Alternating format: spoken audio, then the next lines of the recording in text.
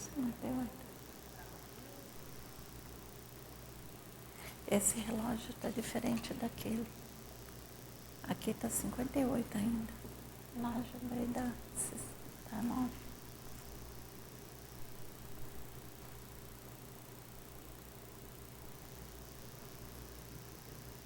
Aqui ainda não deu. Sim, não deu.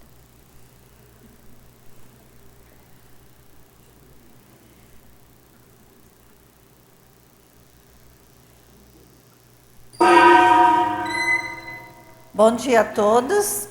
Eu quero começar aqui agradecendo esse espaço, essa oportunidade de estar aqui falando sobre esse tema. Eu já percebi que é um tema relevante para mim, eu já percebi que é relevante para muita gente, pela repercussão aí nesses dias, depois que as pessoas ficaram sabendo que eu estaria aqui falando sobre a questão da personalidade religiosa.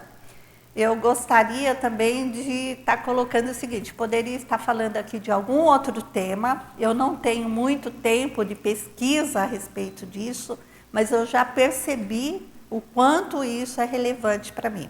Eu comecei essa pesquisa há mais ou menos 3 anos, e assim, a partir de experiências que eu comecei a ter. Experiências e feedbacks também, feedbacks sobre minhas posturas religiosas, e depois algumas experiências extrafísicas, e isso vem num crescendo de lá para cá, inclusive na TENEPS, com dicas de amparadores, com experiências, né, assim, com hipóteses fortes de retrocognição.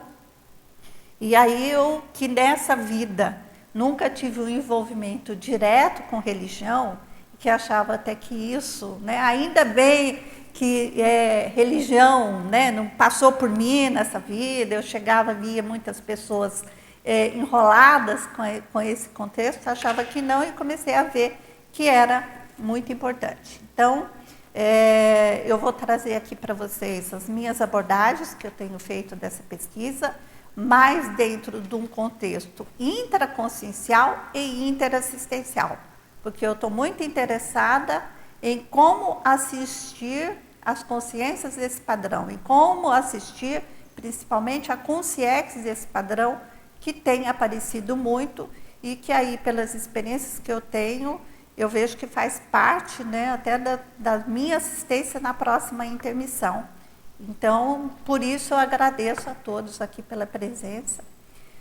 Como que eu vou fazer aqui a apresentação?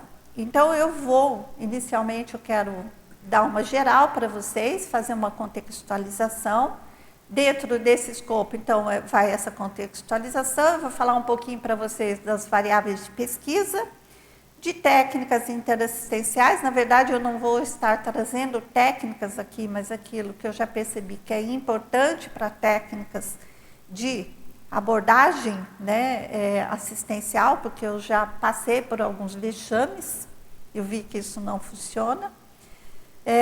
Então, eu estou indo nesse contexto, tá? Vocês fiquem todos à vontade para poder interagir, quando quiserem perguntar, quando quiser interromper, trazer as contribuições de vocês. Eu preparei assim um roteirinho aí para vocês, uma folhinha, mais ou menos das abordagens que eu vou estar fazendo aqui. Trouxe até em alguns contextos, alguns exemplos assim, coloquei 3 pontinhos na frente, porque tem muito mais, eu tenho muito mais do que isso, e vocês devem ter muito mais também. Então, aí eu quero contar muito assim com essa interação, fiquem à vontade, tá bom? Bem, então, assim, com relação à contextualização, nós vamos começar aqui, então, falando, né, do que é esse tema. Algumas pessoas vão perguntar para mim, mas o que é autodesvendamento? E aí, por que isso? Então, eu vou começar deixando bem claro, né? Quando eu estou falando de auto, então eu estou falando, auto é nosso, é da gente, né? Etimologicamente está lá, o auto é para si, mas também a gente usa de si, né? Enfim, então a gente está falando da gente e está falando da intraconsciencialidade de cada um. Então, por isso eu optei por colocar o alto, porque até houve essa dúvida, não, porque não só desvendamento, se você está querendo estudar, não. Primeiro parte de mim, e eu quero contribuir para que cada um também faça essa parte consigo, tá? O desvendamento, então, vem lá do desvendar, de descobrir, de esclarecer, de compreender, então, por isso, o autodesvendamento. Personalidade, que também tem alguns significados, assim, né, diferentes, aqui no contexto, a gente está falando bem da questão de características inerentes à pessoa, dos padrões, da autopensenidade, daquilo que, da maneira como se manifesta, tá? Qual que é a diferença de personalidade, de temperamento? Em muitos contextos isso até, essas palavras até ficam como sinônimos, né? Eu não estou, perpassa pelo temperamento, não necessariamente, né, pode a pessoa se apresentar até com outro temperamento, mas ter ali um fundo de personalidade religiosa. É esse o que eu quero estar trazendo, tá? E o religiosa, né? O que é religioso? Então, o religioso que vem aí da questão da religião. As religiões, né? Quando a gente está falando de religião, é mais comum a gente estar falando, né? E no meu caso, mais particularmente, a gente está falando das religiões ocidentais, mas a gente está falando de religião aqui como um todo. Eu trouxe aí, vocês têm umas pontuações que eu trouxe com relação, só para a gente ter uma ideia das religiões no mundo, né? Então, isso daqui é no contexto de Consim. Imagina tudo isso duplicado. Então, hoje a gente teria, né, isso daqui é uns dados lá da super interessante de 2016, eu não tenho transparência disso, mas vocês têm aí no quadro, na segunda folha. Então, com 6 bilhões e 100 milhões de habitantes, olha quantos que a gente tem aí que se declaram adeptos de alguma religião. Então, isso dá em torno de uns 80% aí de pessoas, né, que são seguidoras ou que declararam como seguidores. Eu não sei bem como que foi essa pesquisa, isso daqui provavelmente com adultos e não crianças, né? Então, aí a gente vê que, né, por essa pesquisa, também a maioria realmente está aí no âmbito dos cristãos, que cresceu muito também de alguns tempos para cá. E a gente, normalmente, até nos exemplos que a gente traz, a gente vai estar trazendo muito nesse contexto. Mas o que eu quero frisar é o seguinte, religioso, de uma maneira geral, né, a gente fazendo aí, tirando a essência de tudo isso, então o religioso é que tem a presença de dogmas, de crença, aquilo que trabalha com as certezas absolutas, que não se pode questionar, que geralmente tem ali uma escritura sagrada, que tem que estar seguindo aquilo, que tem que estar sendo obedecido. Esse é a questão mais forte que aparece na questão das religiões.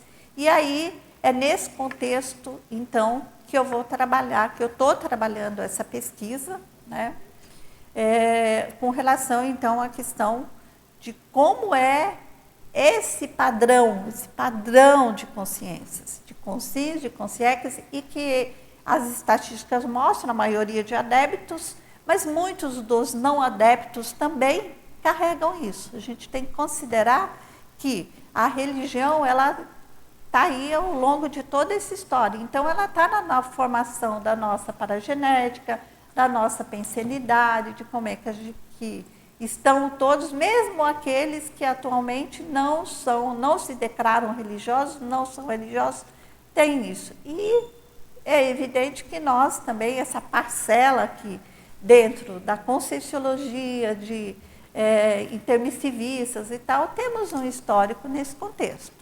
Eu não sei se alguém aqui poderia dizer que não tem nada disso carregando aí dentro da sua intraconsciencialidade. Só que alguns isso é mais marcante e outros não é tanto, né? Nilce, Oi. aqui só de início, né, já que você começou aí a explanar. Sim. Qual que seria, porque aqui é gravado, né? E também pode ser que tenha pessoas assim que estudam a Conscienciologia bem recente. Sim. Mas qual é assim aquela necessidade ou os ganhos evolutivos que a gente tem ao abrir mão das posturas e das crenças derivadas dessa, né, da religião? As vantagens que a gente tem, os benefícios Vantagens, da os gente ganhos evolutivos. Olha, os ganhos evolutivos, para mim, assim, descortina todo um âmbito de possibilidades. Porque quando você está dentro de um contexto religioso, de crença, de ter que ser seguido, você se fecha naquilo. No momento em que a gente sai desse âmbito da religião, de ter que seguir alguma coisa, de estar, né, fechado naquilo, isso te abre outras possibilidades. Você vai conhecer mais coisas, você vai fazer as suas próprias escolhas. Então, assim, eu acho que os ganhos são enormes. Agora, a grande dificuldade é a pessoa religiosa entender isso. Até foi bom você ter perguntado, porque assim, a minha escolha é de compreender, dentro da pesquisa, de compreender como abordar, de que maneira ser assistente nesses casos, para que até essas pessoas comecem a se perceber esses ganhos, perceber que existe mais além daquele dogma, daquela crença que ela está muito fechada. Isso eu acho que é a coisa mais difícil. Tudo bem? Então tá, agora a personalidade religiosa. Oi, Rosa.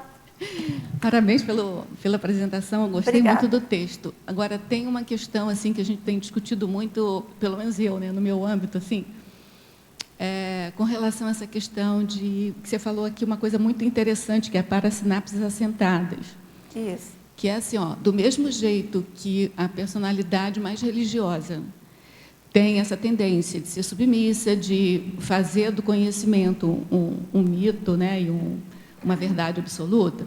Do outro lado, por exemplo, a gente que vem da ciência, a gente sabe que tem um corpus de consciência, um corpus de conhecimento já colocado, e a gente preza pela coerência.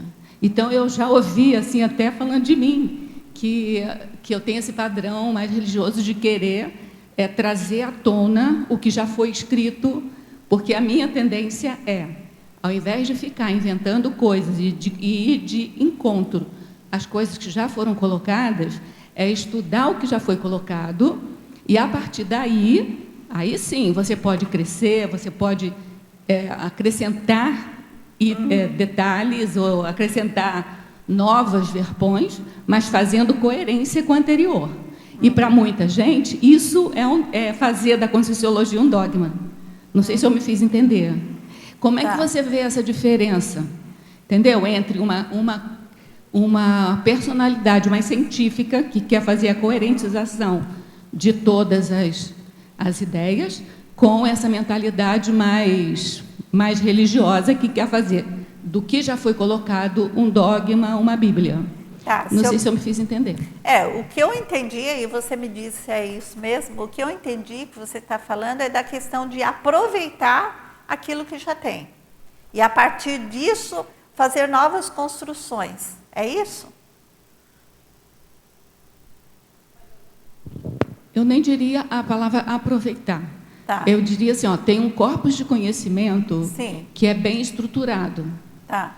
Então, assim, a pessoa que mal estuda, mal lê, ela pode sair fazendo inovações até incoerente com o corpus de conhecimento que já está posto. Com certeza. E, às vezes, essa mesma pessoa que quer ter essa liberdade, considera a outra que quer fazer uma coerentização, que quer ter como embasamento teórico o que já foi colocado, como uma dogmática. Eu não sei se eu me fiz entender ainda. Não é aproveitar, é expandir uma ciência que já está posta. Sim. Entendeu? E não reinventar ou deturpar a coisa por falta de estudo. Ah, sim, não, e claro, isso daí é óbvio, né, Rosa? Você tem que partir de um estudo, de uma pesquisa daquilo que já existe e, a partir daí, verificar dentro do conhecimento, da cognição que se pode atingir até o momento, o que dali pode ser aproveitável, o que pode ser verificável, que vai ser uma nova verdade relativa. Até ali, até aquele ponto era aquilo, agora é outro. Agora, a grande questão, então, eu concordo com você nesse ponto, tá? Nó que eu vejo como é que a gente decide se é uma banalização do que já tem ou se é uma inovação, entendeu? Mas aí é o discernimento, né, Rosa? Aí é o discernimento de cada um, até onde vai, e a profundidade que a pessoa vai entrar. Isso tem Por isso nome. que a questão da intraconsciencialidade que é importante. Até que ponto eu estou estudando mesmo, estou aprofundando mesmo, mas eu ainda carrego. Eu pego muito pelo lado dos mitos. Os mitos intraconscienciais que a gente traz, herdados lá das crenças antigas. O quanto que isso não influencia. Você pensa que você está aprofundando, que você está vendo a coisa de uma maneira científica, mas, na verdade, tem um fio ali condutor que não é. Então, tem que tomar muito cuidado com isso. O nome disso é cientificidade. E é exatamente o inverso da religiosidade. Sim. Né? Que é o fato de você ter a informação e você cogitar, fazer o cotejo, você fazer as hipóteses e aí, por metodologia, você Sim. verificar, reverificar e tal. Então, por exemplo, nós temos hoje o corpo de conhecimento conscienciológico que foi construído enquanto o Valdo estava aqui e pelas pessoas que construíram junto com ele, nós mesmos aqui. Se nós pegarmos isso, começarmos a dar as costas e começarmos a fazer ilações por crenças ou inferências sem cientificidade, vamos virar uma religião. Uma seita, alguma coisa em que se acredita que seja aquilo. Então, Ivan, eu concordo com o que você está falando, é isso mesmo, tá? E acho que está na linha do que e a Rosa exatamente isso que ela está falando, cientificidade. Isso. Se nós não usarmos Só isso... que o que acontece é o seguinte, você pode entrar dentro da cientificidade e dentro da cientificidade também ter tendenciosidade, tá? Inclusive até nos métodos, na forma como leva. Por quê? Porque aí entra aquela questão que o pesquisador não se separa da pesquisa. Então, a intraconsciencialidade, né, pode influir na própria forma de encaminhar, né, essa pesquisa ou autopesquisa, que é até, assim, quem está ali acha que está sendo científico. Então, é criticidade o tempo todo. A palavra, para mim, mais forte aí é criticidade. Mais importante é criticidade.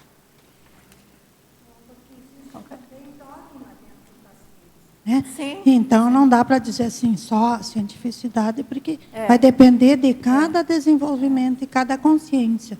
É muito dogmática também muito a ciência. Dogmática.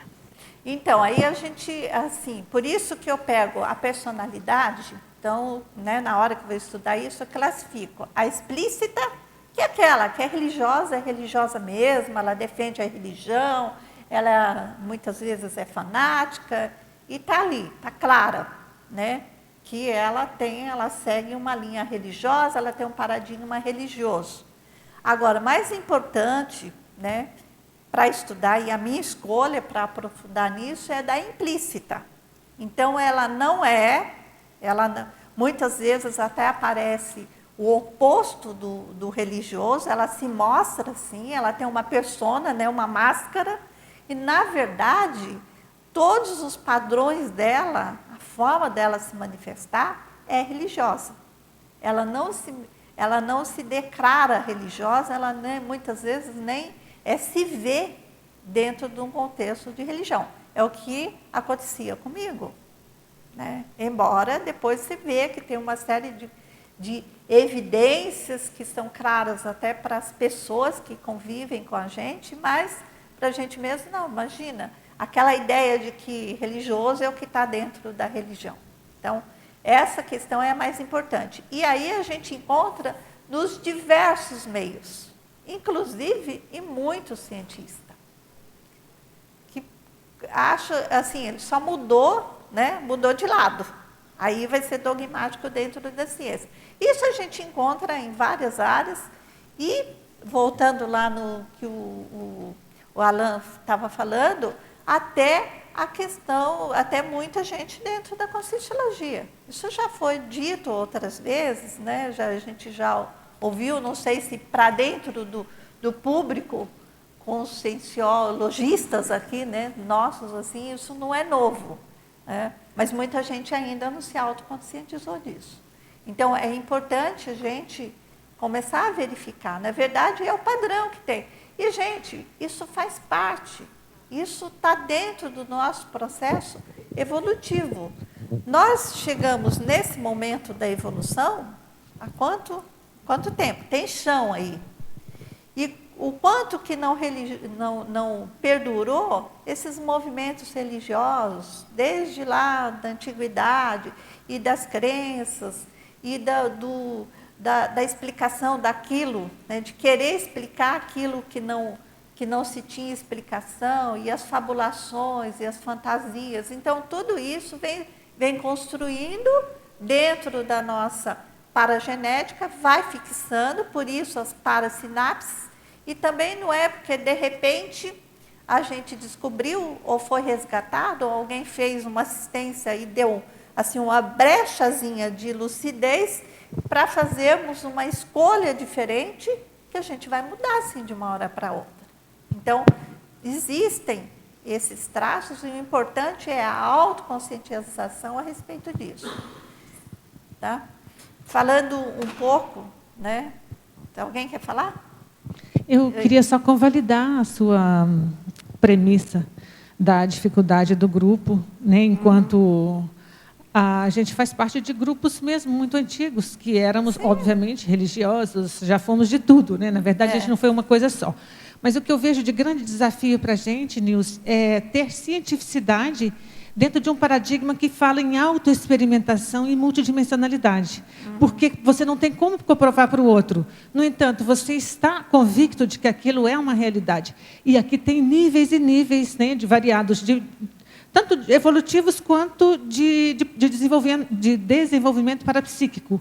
Sim. Isso também eu acho que dificulta a questão da cientificidade, porque se a gente quiser colocar os parâmetros da cientificidade no paradigma consciencial, da forma que é no intrafísico, fica bem complicado. Aí eu acho mais complicado ainda do que essa questão do dogma, entendeu? Porque tem coisas no paradigma consciencial que nunca foi falado, que não existe dentro da ciência convencional. No entanto, esse eu acho que é o desafio, e eu vejo assim, tudo de forma muito positiva, porque é a primeira vez que a gente está fazendo isso numa vida intrafísica. Tá. Concordo com você, a gente está engateando, a gente está começando, assim, está tateando para ver, né, como é que é, para onde que a gente vai. Agora, a questão da autoexperimentação é um grande desafio mesmo, porque até que ponto também, mesmo aquilo que eu tenho convicção de que eu vivenciei dentro de um parafenômeno, dentro de uma situação, não tem ali um viés da minha crença arraigada. Não tem um viés daquilo que, de fato, né, eu acredito, eu interpreto daquela maneira. O que é interpretação, o que realmente é autovivência? Isso é muito complexo.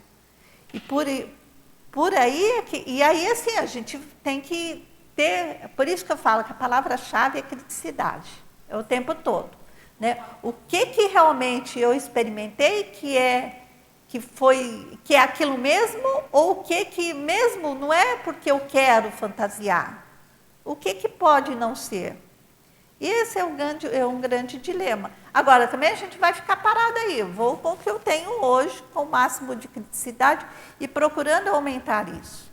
Dentro da minha finalidade, até de pesquisa, né, para esse tema, é mais a questão né, eu parto por isso, a minha necessidade, né, a necessidade que eu acho também, até para dentro desse contexto interassistencial, para pessoas que estão nesse padrão, né, o Consciência e Consciex, então é da autoconscientização. Autoconscientização do quê? Da natureza, dos efeitos que todo esse histórico que a gente vai encarregando da religião, da índole, das crenças, não está dentro da nossa intraconsciencialidade.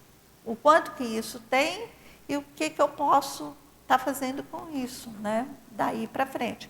É claro que vai chegar no momento que, olha, eu chego até aqui, mas isso não está explicado. Eu tenho que continuar pesquisando, eu tenho que continuar compreendendo mais de mim, por isso a questão da autopesquisa, né, da pesquisa de si mesmo, para a gente poder estar acompanhando. E aí, assim, é uma demanda que ela existe, né?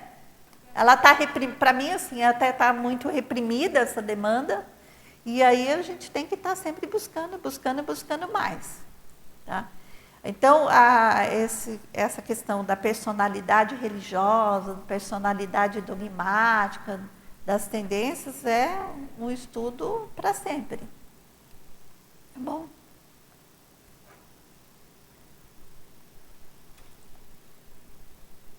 Desse seu texto aqui, você colocou estilo de comunicação, atributos, traços, bases de trafores, trafades. Você considera que esses aqui sejam os sinais mais assim característicos, ou você identifica assim mais gerais? É difícil você generalizar, não, né? Difícil generalizar. Mas você destacou esses por causa da sua experiência ou por causa da sua observação? Por que você destacou esses? Tá. Se esses são os sinais assim mais característicos, eu queria entender como é que você chegou nesses. Tá bom, só um pouquinho, tá, Rosa? Porque antes eu quero falar aqui eu tinha planejado colocar ali no início sobre o meu objetivo, de colocar aí, eu faço questão de colocar aqui, aí eu já volto para isso, tá? Mas eu quero colocar aqui o meu objetivo dessa apresentação, inclusive, assim, é um posicionamento que eu quero deixar claro aqui, principalmente para os meus amparadores, para as consciências assistíveis, de que eu estou disposta, né, a estudar isso, a aprofundar com relação a isso, porque eu já entendi, está bem claro para mim, que é um público meu de assistência. Não sei ainda, já tive alguns sinais, assim, sabe, com relação ao meu histórico, o meu passadão, mas eu tenho um público credor nessa linha. E eu também já passei por algumas experiências com dificuldade de assistir ao público dessa natureza. O público intrafísico, por exemplo, das pessoas da minha família, né, pessoas mais próximas, em que é aquele dilema, mas, né, se eu chego e falo, sabe, diretamente, é difícil. Se também você vai muito, né, condescendente, fazendo um jeitinho, também parece que não funciona. Então, o que vai funcionar? De que jeito que eu vou fazer? E com os CIECs, na TENEPs, em projeções, eu já passei por alguns vexames, né, de chegar lá e querer meio que fazer uma doutrinação, né, fora do corpo e fazendo... Mas você não está vendo que não é assim, que não funciona? Então, assim, eu já vi que eu tenho que dar um passo atrás, estou procurando estudar, aprofundar, e por isso aprofundar na intraconsciencialidade, tá? E a gente já desce. Não sei se o Laurentino tem alguma coisa dentro do que eu falei. Essa atitude que você acabou de dizer em relação à família, em relação... é uma atitude religiosa, de salvacionismo, que nós temos que evitar isso daí. Sim. A seu próprio exemplo vai abrir a mente das pessoas. Vão ver que você mudou, você não é mais a mesma Nilce. E o que tem, qual o segredo disso daí? Por que você está tão melhor do que antes? Isso, Ok? É isso daí que vai funcionar, com esclarecimento, não com a gente querer chegar... Eu tenho o mesmo problema, porque minha família todinha é católica. E me dou muito bem com eles. Eles sabem exatamente onde eu estou, o que eu estou fazendo. E tudo bem, a gente se dá bem. Quando eles precisam de ajuda, eles procuram. Há uma ambiguidade na atitude deles. Eles correm no padre por uma coisa, e quando a situação aperta, eles procuram o irmão, ou o tio, ou o primo, etc. Outra coisa, na análise da personalidade religiosa, aqui entre nós, se fala muito de ser melífluo, de ser subjugado, não sei o quê, mas, ao contrário, os líderes religiosos que são impositivos, que são dogmáticos, sim. que são tenazes e que afirmam com uma força muito grande, é o lado pior ainda da personalidade religiosa. E isso nós temos que tomar muito cuidado para nós não sermos desse tipo. Senão a gente fica... batendo nos outros e nós somos... Não, isso é muito importante, porque senão a gente fica preconceituoso. Exato. Então, o religioso é aquele. É o que eu trago, essa questão do explícito, é muito fácil de reconhecer. Mas esse implícito, e quando a gente fala da religiosa, ele permeia tudo. Então, Exato. essa personalidade religiosa pode estar lá no temperamento belicista, no temperamento monárquico, ela pode e deve estar permeando, até porque a religião é muito mais antiga e é muito mais forte do que tudo isso. Então, assim, dependendo do viés que se pegou por ali, então tem tudo isso abre. É do tipo de religião que a pessoa vivenciou pegou, mais no passado, né? Ou da era que ela vivenciou, de todo o contexto político, cultural, histórico. Então, ela pode pegar vários vieses, mas a questão que está ali por detrás é o dogma, é a crença que surgiu lá na religião. Agora, voltando lá para Rosa. Então, Rosa, a questão é o seguinte, aí a minha escolha, até dentro dessa questão do implícito, o que parece que não é, que parece que é exatamente o oposto, sabe? Então, aquele radical cientista, aquela questão do ultrabelicista, que parece, não, isso daí não tem nada a ver com a religião, pode estar com a personalidade religiosa que está alimentando tudo aquilo. Então, assim, qual é o caminho? O estudo da intraconsciencialidade. É dentro da intraconsciencialidade que você vai chegar. E ver, no caso da gente como assistente, dentro desse contexto, como é que eu vou trabalhar, por isso que eu trago a questão das técnicas interassistenciais que vai funcionar ali naquele contexto. Eu concordo que o exemplarismo, ele por si só, ele mostra. Mas como é que eu posso fazer para poder, para assistir, por exemplo, o belicista, que nem parece nada de religioso, mas é a religião que está, é a personalidade religiosa que está sustentando tudo aquilo. Qual que é o viés que eu vou pegar para poder assistir essa consciência, para fazer um resgate dessa consciência, para que ela tenha mais lucidez, e aí ela vai procurar todos o caminho dela, vai escolher o que ela fazer, mas pelo menos ela saia daquele radicalismo. Essa é a questão.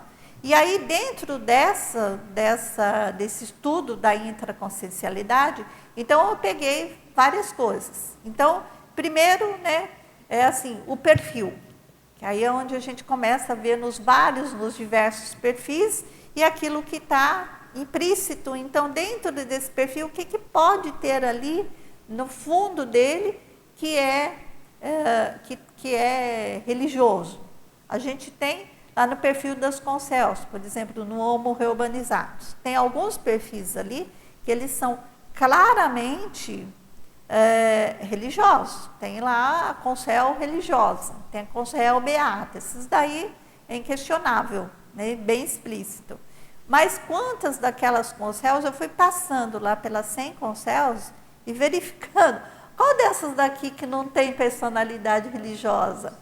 É difícil, quase todas, pode ter. Agora, algumas podem ser mais fortes, já foi para o outro lado, mas existe. Então, na verdade, o nosso público de assistência, nesse contexto, ele é muito grande.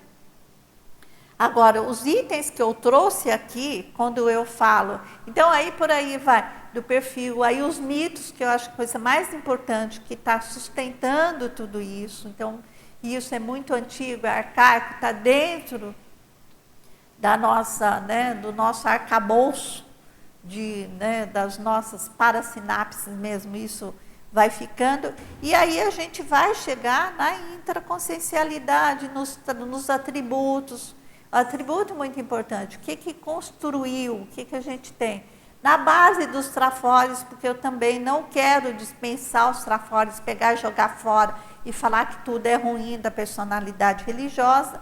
Não, está num processo evolutivo, algumas coisas boas aconteceram, chegaram. Então, tem alguns trafores, e principalmente eu falo até mais em base dos trafores. O que sustenta essa pessoa que está ajudando ela a caminhar um pouquinho com a evolução, né? O que às vezes até começa a travancar um pouco. Aí a gente já entra nos trafares, e nos trafares, o que falta? Então, para mim, um foco importante, enquanto assistente, é ir muito no trafal. E para a gente também, dentro da nossa autopesquisa, o trafal, o que falta? O que a gente pode estar trabalhando aí?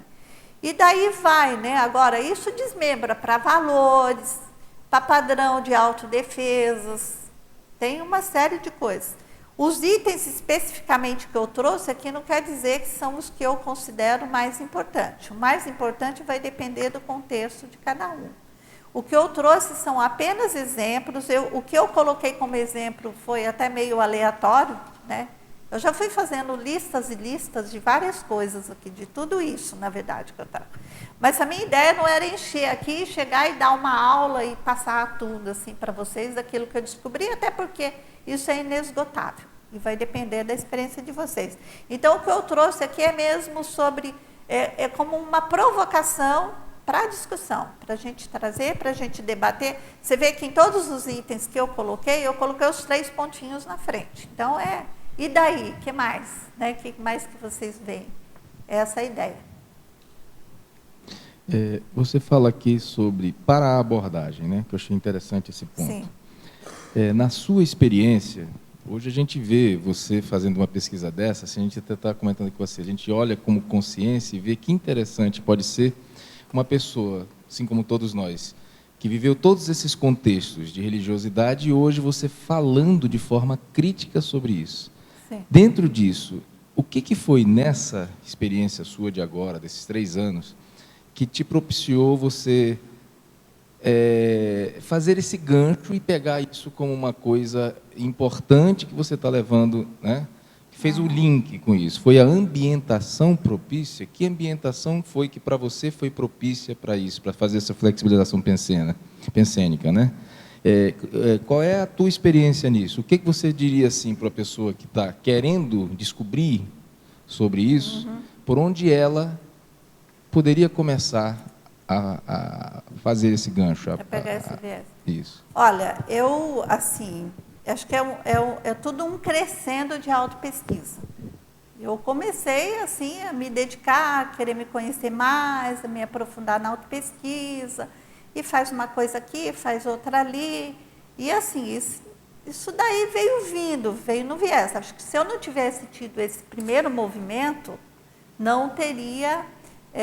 eu não teria chegado, né, onde eu cheguei, que eu acho que ainda é muito pouco, mas eu valorizo o que eu consegui caminhar. Eu acho que valeu muito assim, a questão da conscienciologia, e aí quando eu começo até a falar a hora que eu comecei a pensar nessas questões das técnicas, eu cheguei à seguinte conclusão: gente, mas isso é a técnica de reurbanização, é a técnica que o professor Valdo aplicou para a gente. Então, assim, essa metodologia dentro, né, da conscienciologia, de olha, vai estudar, vai desenvolver mental soma, vai ampliar, se vira, sabe? Tudo isso foi me ajudando dentro desse contexto, senão você ficar meio parado ali, né? Eu tinha dentro, né, assim, falando um pouquinho, você perguntou, né, dentro do meu contexto, para mim, assim, a minha escolha nessa vida foi ir pelo lado das ciências exatas. Então, né, eu não quero ficar estudando essas coisas que são meio complicadas, que nunca é muito certo. Então, a matemática é certa, né? A matemática, isso era o meu raciocínio e até uma certa adoração pela matemática, porque eu mudei de rumo, né? Então, assim, tudo de bom sabe, a coisa certa. Então, eu tinha essa certeza muito, uma convicção muito grande dentro de mim. Não queria saber de nada de religião, todo esse padrão, não tive um histórico assim, religioso, embora cercado de religião na família, porque eu tenho um histórico assim, meu pai é de uma família ultracatólica, minha mãe é de uma família ultraprotestante. E os dois resolveram, se apaixonaram, e o casamento, né, naquela época, ainda em cidade de interior, então assim, católico com protestante não se mistura, né? Embora todos sejam. Então assim, aí eles resolveram, né, se casar, só se casaram no civil, esse casamento não era abençoado, nem por um nem por outro, e vieram os filhos, e os filhos, é o seguinte, eles resolveram, nesse ponto eles foram, né, um pouco lúcidos, né, embora cada um seguindo a sua religião, mas assim, ó, as crianças a gente não vai dar religião para elas vão decidir quando elas crescerem. E foi assim que eu cresci. Então, assim, isso não me levou, e nesse ponto, os dois até chegavam até a brigar. Quando um tentava, né,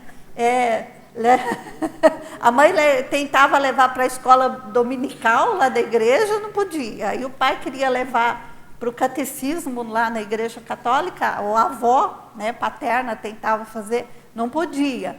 Então, assim, esse negócio foi ficando. Então, isso me libertou também de ver essas brigaiadas por causa de religião, porque havia muita implicância dentro da família. Isso me ajudou a não entrar por esse viés, porque senão, hoje pensando, acho que foi até uma prevenção para mim, sabe? Porque senão seria muito fácil, pela estrutura que eu tenho intraconsciencial, seria muito fácil eu pender para um lado ou para outro, ou em outro contexto qualquer. Hoje eu sei, da maneira como eu funciono, se eu tivesse nascido, sei lá no Islã, era bem possível que eu seguisse ali. Entrar numa forma, sabe? Eu tenho muita tendência para padrões, para funcionar com esses padrões. Então, seria muito fácil. Então, isso, eu acho que já foi o meu primeiro aporte de me ajudar muito. E depois, com esse, né? Aí a gente vem vindo, crescendo, e aí essa decisão, né? Que pode ter sido, hoje eu tenho como hipótese, até uma decisão de intermissivo, né? Para poder não entrar. E aí eu ficar com essa questão da matemática, e só já mais madura, depois dos 30 anos, aí eu começar a ver, aí eu já comecei a ter algumas experiências, e aí fui para o esoterismo, então aí tem toda uma história, até chegar na conscienciologia. E chegando, né, dentro da conscienciologia, todas essas técnicas de fazer a gente começar a abrir mais a mente. E aí eu fui não crescendo. Aí eu cheguei no PROAD, tá? Onde a gente vai começar a estudar a questão da despeticidade. E aí isso para mim é muito importante, por isso que eu valorizo muito. E aí começam alguns feedbacks, mas isso daí que você está falando não é uma postura religiosa, não? Imagina, não é religioso, eu sou assim porque, né? É porque assim, é o meu valor, mas assim, meio que, né?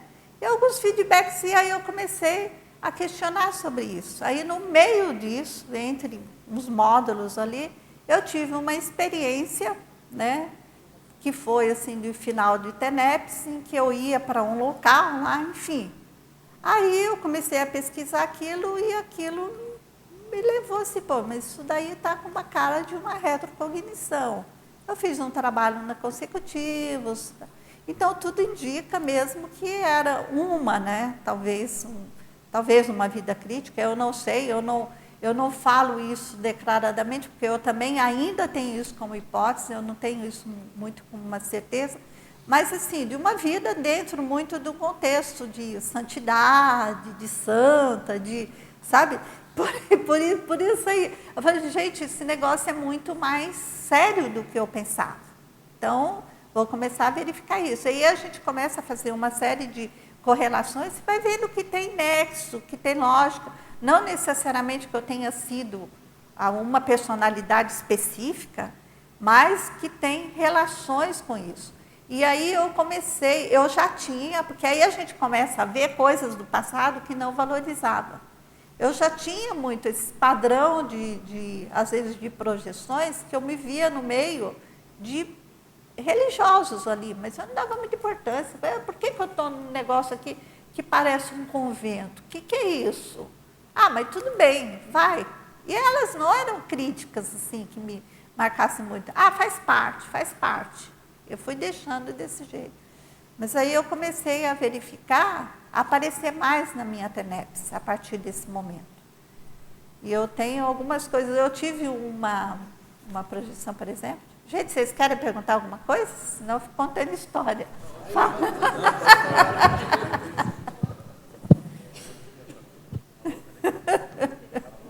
Oi. Né? Tá.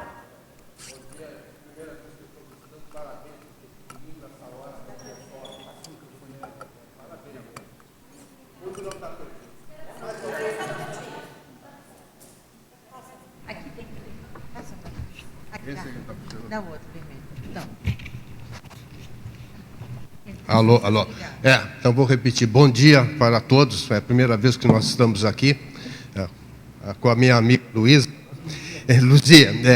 E eu estava pensando, nem tudo está perdido nesse mundo, porque num domingo como esse, nessa hora, o pessoal está discutindo um assunto com uma personalidade religiosa. Parabéns. Mas escutando atentamente também os debates aí, me surgiu uma dúvida.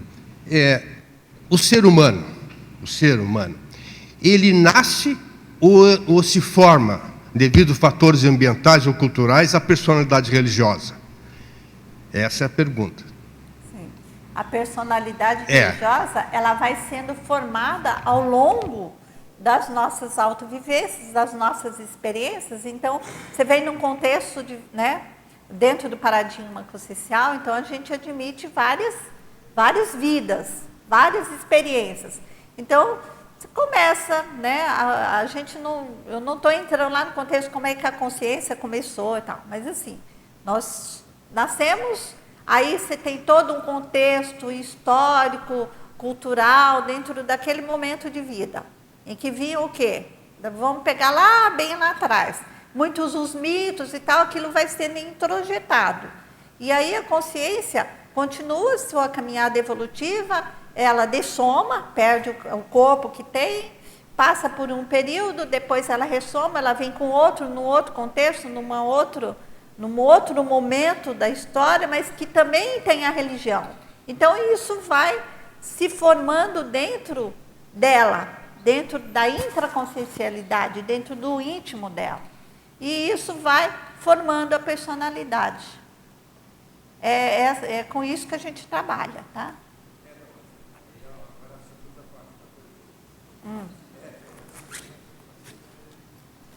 Ligou? Tá. Então, se nós caracterizamos, existe uma personalidade religiosa no ser humano, pode existir outras também?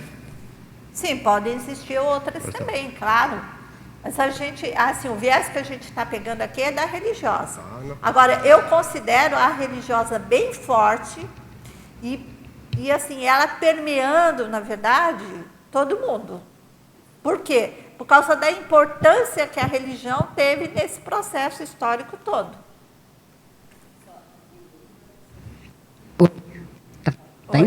Só pedindo autorização para você, amigo. Coincidentemente ou não, né? O nome dele é Jesus. Ah, é? Pois é. Então, Jesus, bem-vindo.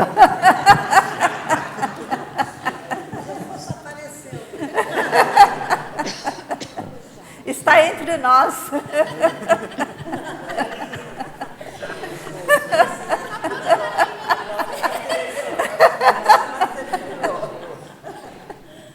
Eu queria continuar na pergunta dele no seguinte viés. Nós já fomos muitas coisas, né? A gente já passou em outras vidas. Sim. Em religião, no militarismo, possivelmente em várias linhas de formação intraconsciencial. Você pensa, não sei se você chegou nesse estudo, que a questão religiosa hoje está posta, no caso, você está se explicitando, né, para você, porque a vida crítica foi uma vida religiosa, ou você não chegou nesse ponto? Entendeu o que eu perguntei? Que você já teve formação, você hoje optou pela matemática, sim, seja lá por qual motivo foi, sim, mas é na ciência. Sim. E eu penso, assim, posso estar cabotina, mas sim, é um raciocínio que ajuda, entendeu? A você ponderar e a você a criticar. E tem uma série de mecanismos mentais, de operações mentais, que favorecem uma criticidade, na minha opinião. Sim, sim. Tem. É claro que você ficar restrita a ela, você vai ficar restrita, mas isso em qualquer linha. Não, é claro, assim, eu acho assim, eu não tive só experiências dentro desse contexto religioso, eu tive outros, tá? Mas você acha que a vida crítica sua, por isso, entendeu? Uma vida crítica para trás, sim, que você teve, por que você veio nessa vida, pelo que eu estou entendendo, pode ser que eu esteja errada, como religiosa, prioritariamente para trabalhar essa questão religiosa, entendeu? Sim. Eu penso assim, dentro desse contexto da religião. Talvez eu até tenha tido outras que eu não sei, é muito, né? A gente vai começando assim, fazendo muitas conjecturas aqui que não dá para ter certeza. Mas eu penso que eu tive todo um período anterior a essa vida crítica, que essa vida crítica ela foi importante e que a partir da dessoma dela eu comecei a ter um pouquinho mais de autoconscientização de alguns erros que eu tivesse feito lá também, sabe? Embora ela também tenha sido uma virada também, porque dentro daquele contexto ela foi positiva, sabe? Ela foi positiva dentro de um contexto, né? Não foi tudo ruim, sabe? Ela teve questões importantes ali. Agora, dali para frente também, aí eu acho que houve assim, umas coisas meio perdidas, meio de reverificando, até chegar no ponto de, olha, eu não quero mais, né, eu quero me prevenir disso, mas agora eu já vindo com uma questão mais de autoconsciência. Agora, já recuperando atributos que eu tinha lá atrás. Nilce, eu quero te perguntar sobre, dentro do assunto dos traços da personalidade religiosa, especificamente um trafal que você coloca aqui, que é a autovalorização. Né, pedir para você falar mais sobre isso, aprofundar sobre isso, porque às vezes parece meio paradoxal, né, porque a pessoa religiosa ela faz coisas porque ela quer ser salva, né, etc. Então, sim, parece que aquilo vai valorizar ela, mas é o contrário. Como é que é isso? Explica isso. A questão da autovalorização é porque assim, ela coloca tudo numa crença, Ela não tem a autovalorização, ela não Talvez tem para a gente que está vindo aqui agora de primeira vez, ela não tem o religioso falta a autovalorização. Falta. Por quê? Como é que é isso? Quando a gente fala trafal, é o que falta. Então, assim, ela não tem essa embora, né? Embora até, assim, parece que está muito, né, pensando em si, na sua salvação, tá? Mas isso é ela está mais com um foco no externo, porque tem um Deus que vai castigá-la, e esse Deus é o Todo-Poderoso, ele que pode tudo, e ela, né? Na verdade, tudo que ela tem que fazer é seguir aquilo. Então, ela não valoriza os próprios potenciais, a condição que ela tem de, a partir dos recursos próprios, ela ter o seu livre-arbítrio, ela caminhar por si mesma. Aí tem uma série de questões que tudo assim, falta, ela não se considera uma consciência, né? O que tem é uma consciência muito mais importante do que ela, e ela é uma simples, né, algo que está ali e que tem que seguir o outro para que dê tudo certo. É nesse contexto, tá? Nilce, aqui no B. Oi. B, aqui. Parabéns, né, mais uma vez. É um tema que também da minha autopesquisa, né? E eu gostaria de trazer assim uma reflexão que você comentasse em cima, né? A dificuldade que o intermissivista tem em nascer numa família ou num contexto religioso, por exemplo, no meu caso. Eu estudei em colégio de freira, né, Instituto Pio XI, lá no Rio de Janeiro, e não me via relaxado, tranquilo, indo para o colégio, por causa desses contextos bélicos, de exigência, religiosos, né? Tinha que rezar quando chegava, tinha que rezar quando saía. Então, eu tinha uma dificuldade. Inclusive, eu fui convidado a ser retirado do colégio, numa determinada época lá, por causa dessa falta de adaptação. E no começo eu achava que eu não tinha nada a ver com a religião, né? Mas na infância já estava me mostrando que eu tinha tudo a ver, né? Essa dificuldade que o intermissivista encontra é uma direção para ele refletir quantas vidas para trás ele teve envolvido nesses contextos religiosos. Como é que a gente pode começar a estudar mais profundamente, prestar atenção, porque é um grupo que me incomodou assim, bastante na infância, e eu tive muita dificuldade e perdi assim, o período, vamos dizer, que eu podia já estar na Conscienciologia, né, que eu conheci o professor Valdo em 1993 e criou-se um gap também, por não lidar com esses grupos e saber assisti-los, né? Então, dentro disso que eu falei, gostaria que você fizesse um comentário. Eu acho que assim, tudo é muito pessoal, cada caso, né, dentro ali do seu contexto, mas é importante, tem uma importância, com certeza. O que você estava ali? Como é que você se sentia? Então, assim, essa revolta, né, pode ser porque realmente você não queria mais aquilo, mas eu tenho que passar por isso. Então, tudo... Cláudio, é muito difícil da gente falar, porque você tem que aprofundar dentro dessa autopesquisa. Será que tem a ver com algum contexto lá de vida anterior? Muito provável que tem. Mas será que esse é o viés mais importante para você estar pesquisando? Eu sempre parto da premissa que é o seguinte: o mais importante para a gente, é claro que a gente está recorrendo, a gente saber o que foi no passado, onde que isso se originou, pode ajudar bastante. Mas o mais importante mesmo é a gente se compreender hoje. Como é que eu estou hoje?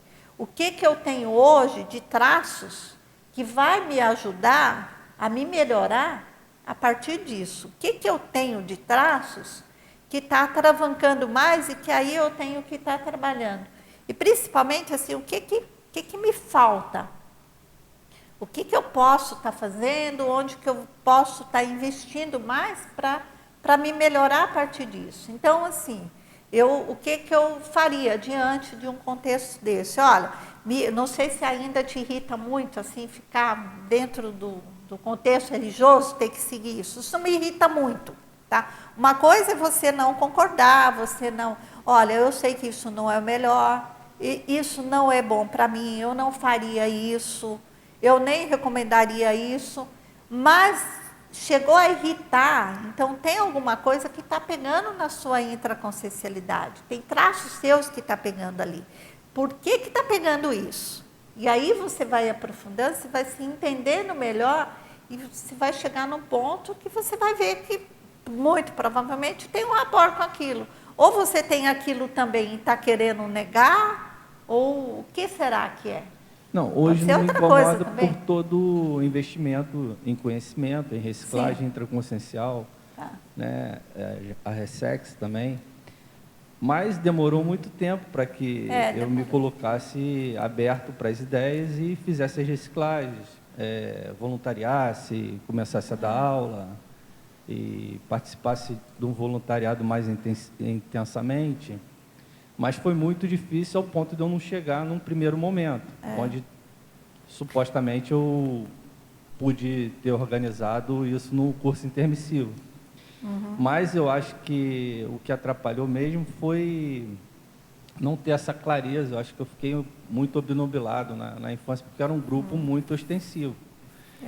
Para mim, assim, abrindo um pouco meu Labcom, o viés que eu vi que era um contexto mais pesado ainda do que o contexto religioso foi a associação do grupo religioso com o grupo bélico. Aí eu consegui entender, não, tem que trabalhar mais esse grupo aqui, eu vou entender no outro.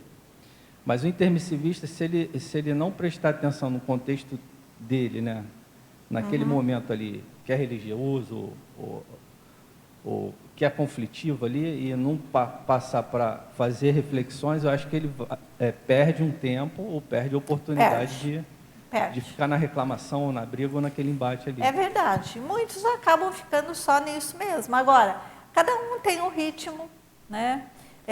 Eu até coloco aí lá no final da primeira folha alguns traços, né, importantes para o assistente, que na verdade importantes também para a gente mesmo, porque eu estou falando de assistente e autoassistência também. E o primeiro que eu coloco ali é paciência. A gente tem que ter muita paciência com a gente mesmo, porque assim, não é um salto que a gente dá. Você tem, então, assim, essa questão, olha, passou lá, 93, poderia ter chegado, não chegou. Poderia ter sido? Poderia, mas não foi. Então, assim, o que você pode se prevenir, se vacinar, para que também não aconteça isso com outras oportunidades que surgirem daqui para frente? Passou. Agora, é assim mesmo, dentro da natureza humana, a gente também não é as coisas não são tão simples. Tem que pensar, olha, provavelmente, né, primeira vez que a gente está parando para poder discutir um assunto desse, porque antes só vinha no rolo compressor. Então, é uma vida com uma religião, com dogmas ali, depois outra vida, e aí vai acumulando. Eu chego aqui, aí de repente, né, tem lá um viés de lucidez, faz um curso intermissivo, vamos chegar lá e tal, vamos construir. Alguns aproveitam, dependendo até do contexto que você está ali, tem outras coisas que influenciam a nossa educação e tem uma série de coisas e às vezes a gente dá bobeira mesmo. Eu já dei muita bobeira. Tudo isso que eu estou falando, que eu até contei ali, né, da história, um pouco das coisas que eu fiz, e aí até chegar nisso, cheguei muito tarde. Eu poderia ter reconhecido isso há muito mais tempo. Se a gente for verificar, existiam oportunidades em outros momentos que, de repente, eu pudesse ter acordado para isso. Teve outras coisas que poderia ter, mas, né, a gente tem um ritmo. Então, não é passar a mão na cabeça, ser condescendente, está tudo certo, mas também não é ficar se chicoteando, que também é uma coisa da religião, né, se autoculpando, olha, eu fiz e eu não consegui e tal. Aí você já percebe também traço de personalidade religiosa. Oi, Raul. Eu só queria trazer de volta um aspecto que a Marlene colocou, que é a constituição da ciência, a conscienciologia, né? Você falou desse atraso para conseguir chegar a determinadas conclusões, fruto dos costumes, né? Dos hábitos mentais, dos esquemas mentais, nos quais a gente vem inseridos, né? O desenvolvimento da ciência, a conscienciologia é a mesma coisa. E eu vejo assim, você tem um papel muito importante no desenvolvimento da ciência, a conscienciologia, você e cada pesquisador. Cada um de nós. Cada autopesquisador. É que você é muito militante nessa área da pesquisa, conscienciologia. Militante, né? Eu pus entre aspas. Perigosa. Estudiosa. Defensora, entusiasta, sei lá. Algo nesse sentido. Pesquisadora teática. Entusiasmada, sei lá. Pesquisadora teática seria mais. Pesquisadora teática, né? E aí eu vejo assim que o desenvolvimento até epistemológico da ciência vai passando por cada movimento intraconsciencial. Nesse esforço, né, que você está explicitando aqui, de objetivar cada aspecto subjetivo, né? Então, assim, identificar os dogmatismos, onde estão em cada um de nós, né, os nossos dogmatismos, né? Onde estão os dogmatismos do militarismo, onde estão os dogmatismos da monarquia, né? E assim, a ciência ela vai perpassar tudo isso para promover a agilização da evolução da consciência, né? E possibilitar que em outras existências a gente já tenha essa reeducação e essa autopercepção de forma mais precoce, né? Porque senão a gente começa a identificar, a gente vê, puxa, por que eu não manifestei isso antes? Por que não comecei a exercer essa outra postura antes? né? É porque depende desse amadurecimento, né? Cognitivo, holossomático, e que a gente está agora começando a implementar, desenvolver técnicas. Então, quanto mais técnicas de objetivar a subjetividade, mais a gente vai estar ajudando a desenvolver a ciência. Cada um dentro do seu âmbito vai estar colaborando com esse todo. Né? É isso aí. E quanto mais a gente, né, fizer esse movimento de questionamento, de verificação, de não, peraí, será que está tudo certo? Porque há uma tendência nessa personalidade religiosa de, ó, cheguei aqui, é isso. Então, peraí, será que é mesmo? Né? E aprofundando.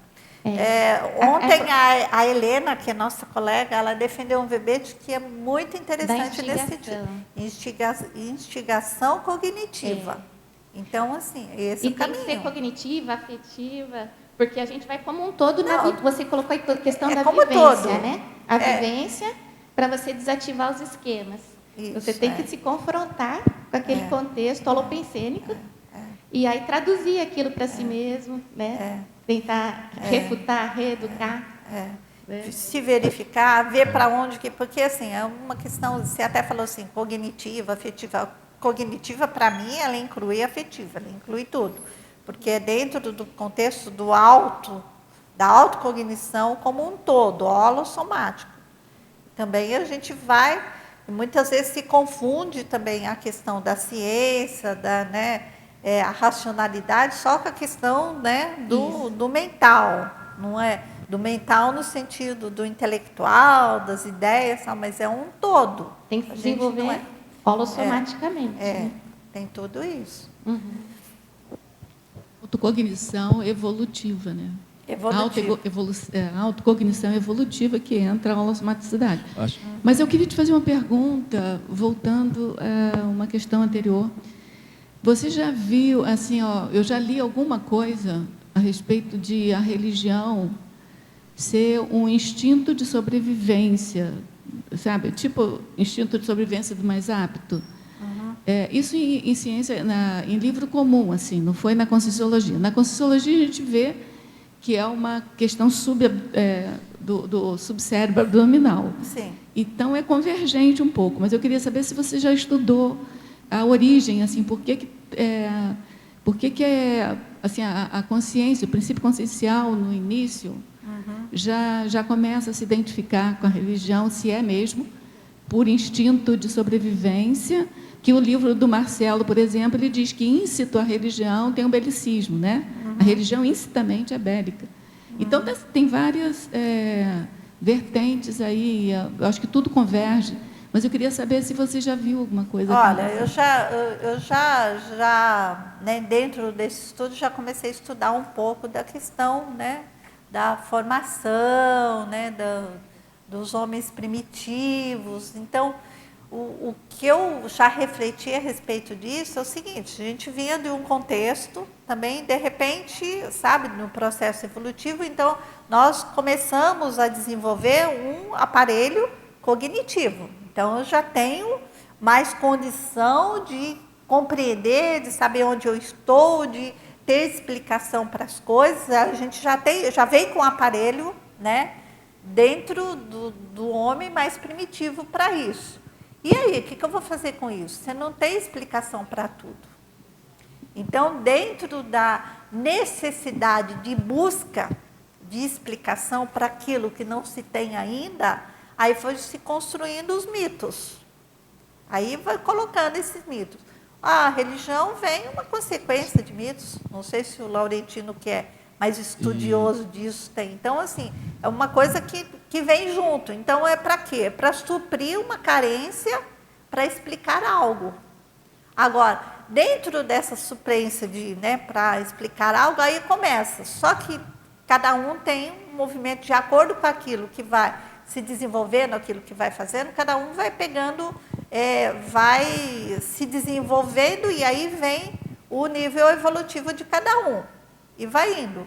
Tem uns mais espertos que chegam nisso, de repente começa a desenvolver mais a questão da dominância, e daí vai para a questão do belicismo. E aí, de uma maneira, eu acho nem planejada, começa a dar um viés para a religião, né? Com uma tendência mais de dominação, mais de cerceamento dos outros que ainda não estão muito compreendendo. Aí, à medida que mais passa o tempo, isso vai ficando mais complexo. E tem um sentido de autopreservação, no sentido em que, se todos podem questionar tudo, não há um sentido de grupo, e não há uma autopreservação, né? Então, é necessário que haja uma hierarquia baseada exatamente que alguns sabem mais e vão ditando as regras para os outros, e acabam dominando, essa dominância que você está falando. Né? Isso dá um sentido de grupo, e, por outro lado, alguns entram num processo de serem dominados para se sentirem seguros. Então, tem aqueles que dominam e aqueles que se subjugam. Esse é o processo da religião. Né? É o processo, aliás, de grupos. Quer dizer, dentro do próprio militarismo tem isso, de outros grupos, né? Tem esse tipo de comportamento. Quer dizer, os grupos conscienciais vão se formando dentro desse processo aí de uns dominam e outros se subjugam. Vem de uma necessidade. E aí, talvez por isso, essa questão, né, E aí vai... Aí, à medida que a sociedade vai se avançando e vai se desenvolvendo, vai se criando os vieses. A gente não pode esquecer também, Nilce, a questão da evoluciologia, né? Que a consciência, a gente não nasceu ser humano. Obviamente, a gente foi subhumano. E o subhumano também tinha parapsiquismo. Então, desde os tempos mais remotos, J. Vasconcelos fala isso no livro dele, Democracia Pura. Desde os tempos mais remotos, há uma necessidade de criar deuses, justamente porque algumas pessoas tinham mais parapsiquismo do que as outras. Então, se lá atrás, sei lá, 40, 50 mil anos, alguém já tinha um pouquinho mais de parapsiquismo, porque foi um bicho que tinha mais parapsiquismo, então alguém já começa a endeusar aquela pessoa porque ela teve um fenômeno, né? E não sabia interpretar. Então, o buraco é mais embaixo. A questão da religiosa é desde a época dos sub-humanos, na minha percepção. Eu concordo e acho até o seguinte, essa pessoa que começa a ter isso porque foi um bicho, né? E cada bicho também tem o seu... A gente, né, convive, a gente começa a ver os bichos, você vê, cada um tem uma natureza, né? E dentro dessa natureza já vem com aquela tendência. Então, até quem começa a ter isso, para ter a própria explicação, ela já começa a criar, né, alguma fabulação ali, onde vêm os mitos. E depois os outros também para poder explicar aquilo. Então, sempre é uma necessidade de explicação de alguma coisa. E vai indo, até chegar a questão... Aí a ciência é o melhor que chega, porque já começa a abrir para poder estudar, para trazer as explicações disso. E está mudando, né, gente? A sociedade hoje, se a gente for pegar, os mais jovens não estão entrando muito na questão da religião. Então, isso também... Isso. Não, só que eu quero acrescentar, assim, dentro desse debate que a Rosa começou, depois continuou aqui tudo, duas coisas, assim. Uma, quando se fala de religião, não sei, para ponderar com você, assim, né, também é uma palavra guarda-chuva. Né? Geralmente é diferenciado o monoteísmo e o politeísmo, digamos. Mas isso foi uma diferenciação feita pelo monoteísmo. Evidentemente que as religiões politeístas não se consideravam religiões e tampouco politeístas. Então, assim, ó, até que ponto, por exemplo, essa análise da personalidade religiosa, que a gente faz bastante, ela é uma análise da personalidade religiosa monoteísta. Então, isso é uma questão, assim. E o segundo ponto, já mais relacionado com isso que a Marlene falou agora, de certa forma, a religião ela é uma maneira de tentar acomodar o parapsiquismo na cultura. Por quê? O parapsiquismo é um problema, digamos. Né? O parapsiquismo foi usado na antiguidade pelos líderes para manipular a população. Né? Ao mesmo tempo que o parapsiquismo é uma propriedade, uma característica de todos os seres vivos, digamos, né? Em tese. Então, é uma condição complexa, né? Historicamente, a religião. Né? Agora, a conscienciologia, então, ela surge e ela vai reconfigurar esse problema, de certa forma, porque propõe uma abordagem não religiosa do parapsiquismo. Então, isso tudo é uma... Eu estou pensando em voz alta aqui com você, na verdade. Não, é verdade. Não é uma pergunta, estou só pensando em voz alta. Porque eu acho que precisa essa ponderação. Eu acho que, assim, muitas vezes a gente fala assim, a religião. a religião, a personalidade religiosa. E você coloca uma lupa em cima disso, do ponto de vista dos traços é complexo, e do ponto de vista histórico também é uma coisa complexa. É muito complexo. Eu vejo assim, eu quero aprofundar ao máximo, mas não tem como a gente não fazer algumas generalizações. Sim. Então, quando eu pego assim, até lá no início eu comecei falando isso, a gente pega assim, a questão da religião. Gente, religião é muito abrangente, são muitas vertentes. Então, assim, mas o que há em comum disso é a questão da crença, de seguir um dogma, de ter uma verdade absoluta. E essa verdade é inquestionável. Então, eu acho, deixa eu só antes do... É isso que eu trago para a personalidade. Tem uma coisa, eu não sei o que você pensa também, eu acho que o surgimento da teologia foi um ponto muito importante. Porque você tem a religião antes da teologia e a religião depois da teologia. Que a teologia, ela já é uma formulação filosófica e racional da experiência parapsíquica, digamos, e da multidimensionalidade para dominar, explicar, para, não é? vamos dizer, ver aplacar e conter, digamos, ou enquadrar a vivência parapsíquica. Agora, antes da teologia, acho que era uma coisa diferente. Bom. Mais ou menos nessa linha do Alexandre, essa questão de dogma e verdade absoluta, isso é do monoteísmo, das 3 grandes religiões, o judaísmo, o cristianismo e o islamismo. Quando você postula um único Deus, aí tudo... Aí é aquilo, é rígido. Exato. Né? Entendi. Porque você vê, por exemplo, nas diferentes religiões dos japoneses. O shintoísmo, por exemplo. A pessoa shintoísta, ela é um pouco budista, ela é um pouco não sei o quê. É um negócio assim, fluido, não há definição. Você pega as religiões afros, por exemplo, a Umbanda, ela aceita Deus vários. Ela aceita tudo que ela achar que é bom, venha de onde vier. Vem do cristianismo, vem do islamismo, vem da África, venha da China, venha do Tibete, de onde quer que seja, hoje da China, né? Da Índia, eles aceitam. Se é bom, eles aceitam. Então, eles não têm... Mas acrítico, não tem dogma. A questão aí é que... Mas cai na mesma coisa, porque assim...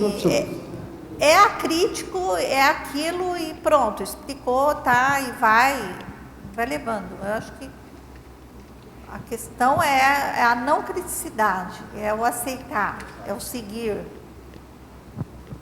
Eu estou achando muito interessante assim a possibilidade que você traz de aprofundar esses estudos, né?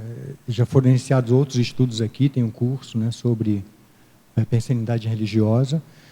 E eu não vou me prolongar aqui, mas eu tenho estudado isso bastante, mas para diferenciar certos fenômenos, porque a crença, ela se diferencia da fé, e a fé, tudo indica que antecede a religião. Sim. Antes do Instituto da Religião da Humanidade, parece que o fenômeno de ter fé já existe naturalmente no ser humano. Né? E também tem várias hipóteses interessantes assim para caracterizar o que faz a religião surgir na humanidade. Tem uma obra que eu não sei se vocês já ouviram falar, do Aldous Huxley, que é Perennial Philosophy, que ele tem uma tese de por que as religiões são suscitadas na humanidade. Essa obra é um clássico dele, né? Acho que vale a pena estudar isso. Filosofia Perene, Perennial Philosophy, do Aldous Huxley. E tem outra coisa que é diferente de tudo isso, que é o misticismo. De uma certa maneira, o misticismo é tratado até pejorativamente nos estudos conscienciológicos, mas é importante para o conscienciólogo entender o que é misticismo, para não tratar isso de uma maneira simplesmente pejorativa, mas sim com uma diferenciação. Então, aí o que eu estou querendo colocar é o seguinte, tem um leque de possibilidades e manifestações humanas que eu acho que um conscienciólogo não deve tratar de maneira superficial nesses estudos, que é crença, fé, religião, misticismo. Isso tem que ser estudado profundamente, porque é muito comum a gente ver o nosso discurso raso para tratar essas coisas, né? Por exemplo, um místico autêntico, ele vivencia a experiência parapsíquica muito avançada. Só que ele não sistematiza o estudo disso. Né? Então, não cabe desvalorizar a experiência mística. A experiência mística em si, ela é muito rica, mas aquilo não ajuda muito na humanidade. A religião também tem experiências muito ricas, né? Mas não traz um estudo sistematizado. Então, aí eu diria o seguinte, eu participo disso, do avanço da antirreligião. Por outro lado, eu acho que nos faz necessária uma paradiplomacia antirreligiosa. Saber como tratar essas outras consciências e reconhecer os valores e reconhecer as diferenças. Né? Mas o que o Alexandre trouxe aqui, a Marlene também, assim, o fenômeno da fé é importantíssimo de ser estudado. E eu vejo que a raiz disso antecede a religião. Essa é uma tese muito interessante de ver. Antes de surgir a religião, a crença e a fé, ela é natural no ser humano. Eu concordo com você, Ulisses. Eu acho que esses assuntos, precisa ser estudado com bastante profundidade e tal. O meu viés dentro da minha pesquisa, né, eu estou sendo mais, eu ainda não cheguei lá, eu estou sendo mais pragmática dentro de uma necessidade que eu estou sentindo interassistencial, de compreender, né, que pode ter sido derivado da religião, sei lá de que linha ou que é, mas assim, quando isso que eu estou chamando de personalidade religiosa, então assim, de compreender melhor como é que está a intraconsciencialidade do outro que eu tenho para assistir, a partir da minha própria, para eu poder ter um rapport de chegar ali e de fazer. Porque eu estou, né, no meu atual momento, eu presumo que isso é um público, né, é um público amplo. Talvez, no momento que eu for continuar, né, aprofundando esses estudos, eu vou chegar num público mais específico, que é o meu público credor, que é com quem eu tenho responsabilidade após a minha dessoma, de assistir dentro do conceito que a gente tem aqui de pré-intermissiologia. Então, eu estou pegando esse viés e eu estou querendo ir por aí.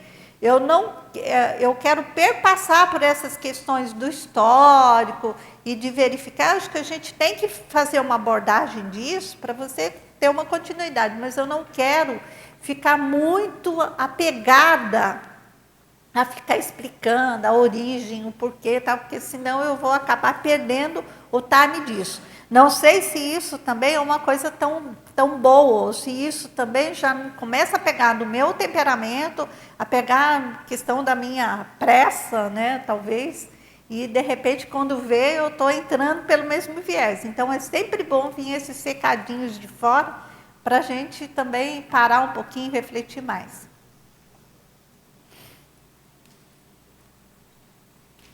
A intervenção do Ulisses foi ótima. Todos os outros aí, cada um que disse uma coisa enriqueceu, mas ele colocou os pingos nos is, umas coisas muito, muito importantes.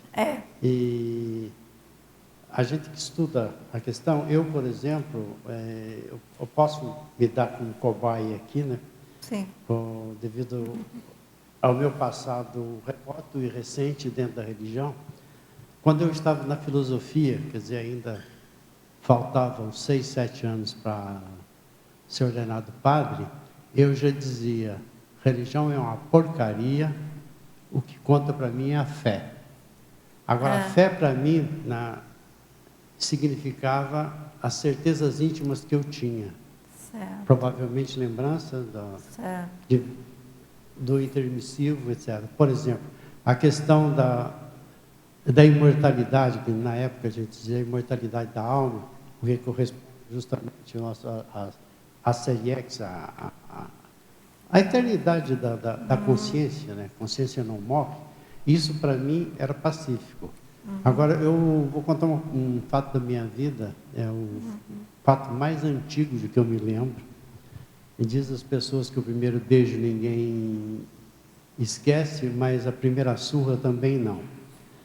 Eu tinha uns 3 anos de idade, 3 e meio, um irmãozinho meu estava doente, e eu tinha um outro irmão 2 anos mais velho, e à noite, quando começar da noite, porque não havia luz elétrica nem nada, onde eu morava, e eu e meu irmão estávamos brincando nos pés da cama dos meus pais, que já estavam deitados.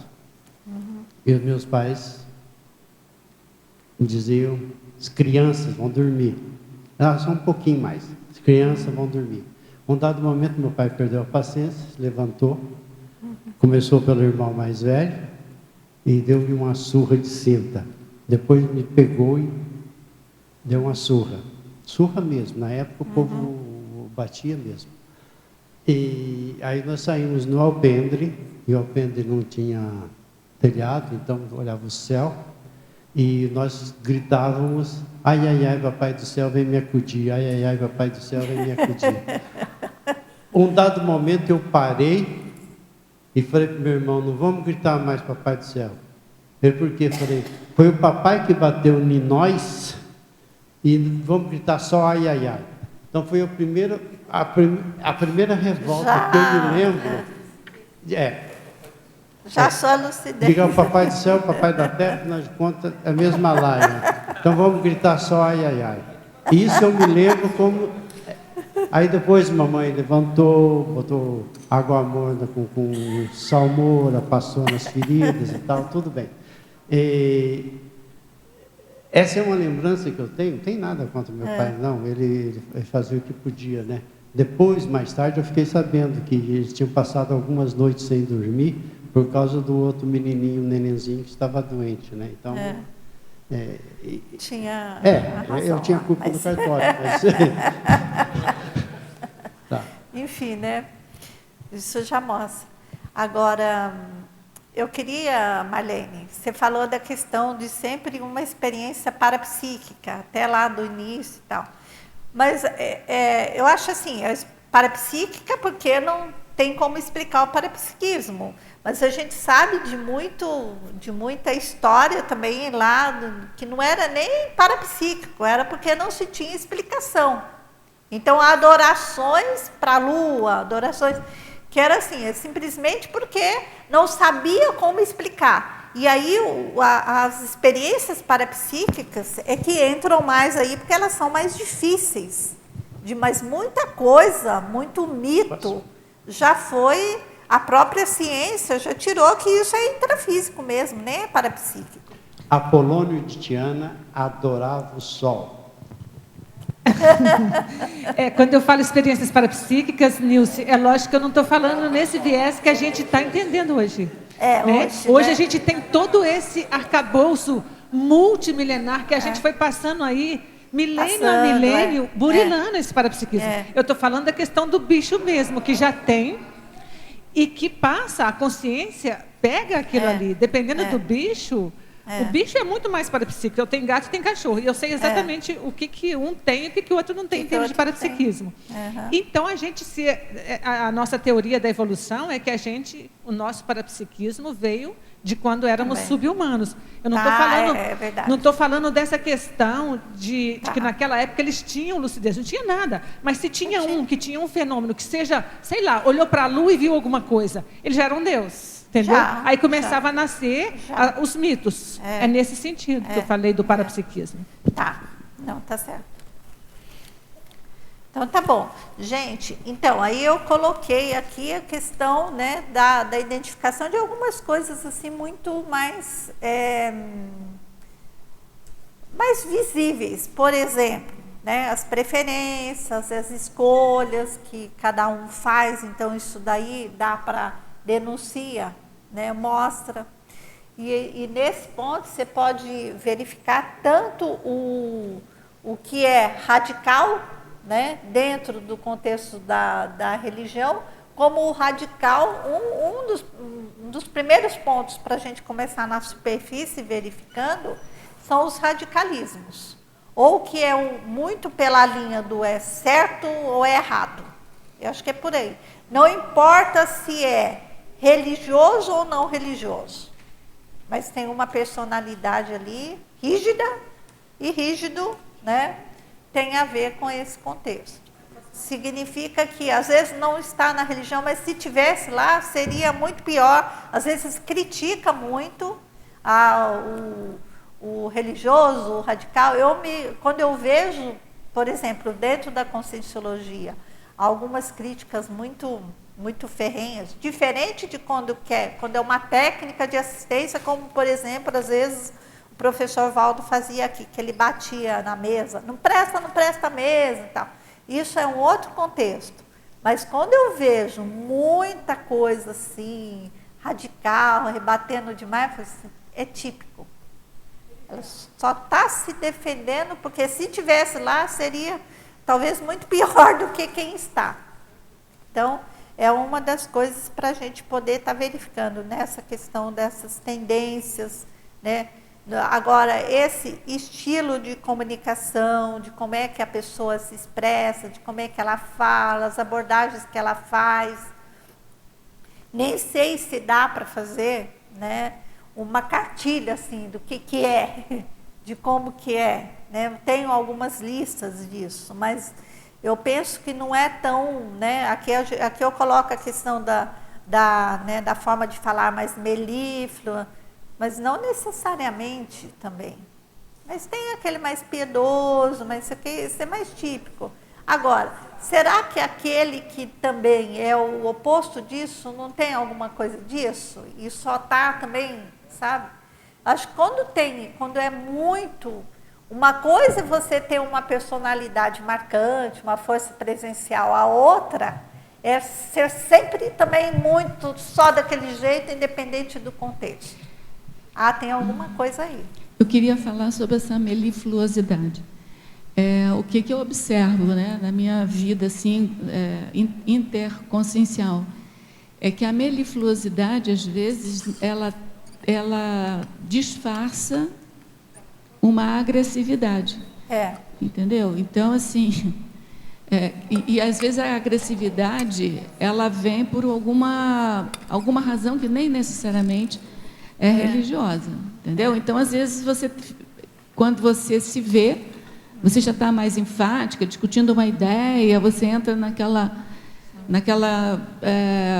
talvez ansiedade, alguma coisa assim, e é confundida, às vezes, com agressividade. No entanto, aquela pessoa que consegue se manter melíflua, nem sempre ela está sendo compreensiva, empática, e você vê manipulação, você vê agressividade, com a voz bem macia. Então, é preciso a gente entender essa melifluosidade. Eu não sei o que você já observou a respeito disso. Não, mas é isso mesmo.